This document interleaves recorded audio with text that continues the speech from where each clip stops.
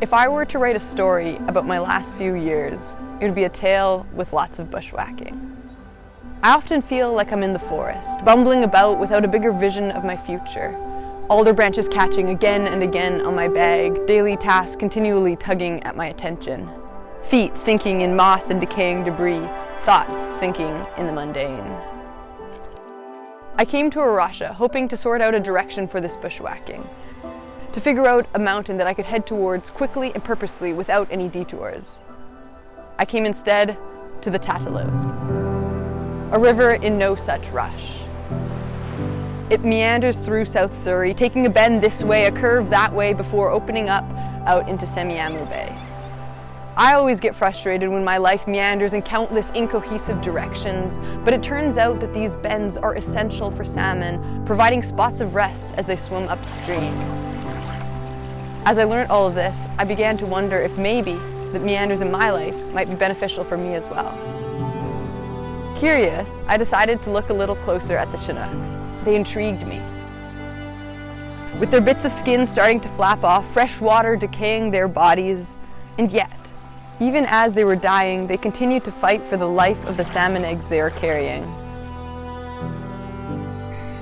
Wendell Berry says that we should practice resurrection, and as I watch the mauled and decaying salmon fight their way up the Tataloo, I tend to think that they agree, that they are the epitome of Paul's words to the Corinthians, "Therefore we do not give up." Even though our outer bodies are being destroyed, our inner person is being renewed day by day. For our momentary light affliction is producing for us an absolutely incomparable weight of glory. And the salmon said, "Amen."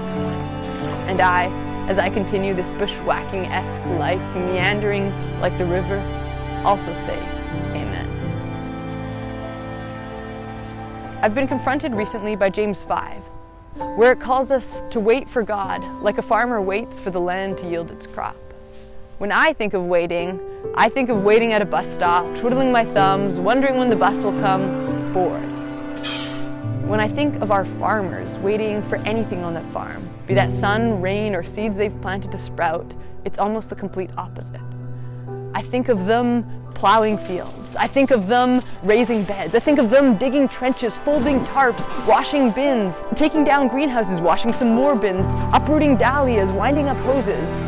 Waiting for God to do the work of growing, for them in no way is synonymous with being idle.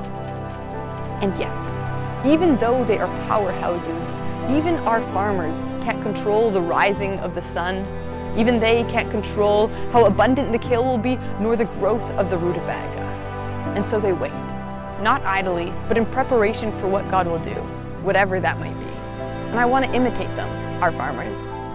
But it should be said that not all that grows is necessarily good. On the banks of the Tataloo, there is reed canary grass entangled with Himalayan blackberry, two relentless invasive species. I've been told by our conservation team that it is not enough to cut down or even to simply uproot these intruders. Instead, you need to also plant in native species. Replace the Himalayan blackberry with Sitka spruce. Replace what is toxic with something beneficial, lies with promised truths. Isaiah 55:12 declares, "You will indeed go out with joy and be peacefully guided. The mountains and the hills will break into singing before you, and all the trees of the fields will clap their hands." You will indeed go out with joy and be peacefully guided. I've wrestled with the Himalayan blackberry. Can I wrestle with my thoughts? With the lie that my bushwhacking is aimless, just as viciously? Jesus said that unless you become like little children, you will not enter the kingdom of heaven. I've hung out with some preschoolers. They ask questions.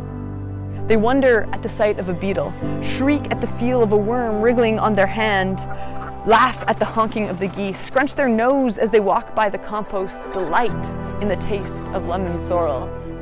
You will indeed go out with joy and be peacefully guided. These children don't seem to have any trouble believing this. Why should I? Maybe this life will always be some sort of bushwhack. But if it is, how does one bushwhack well? How does one navigate through the shadowed forest while not forgetting the allure of the alpine? How does one stay hopeful after being whacked in the face again and again by a branch? That was the question that was addressed for me at Rocha. God did not clear a direct path for me through the forest. And I'm glad that he's not into clear cutting, that he's more of a farmer into the growth that takes seasons. Instead of a direct path, God gave me people to bushwhack with, people to stumble alongside through the mystery of this season. And I'm grateful for that. I'm grateful for these people, for this way of life, for this transformational hope.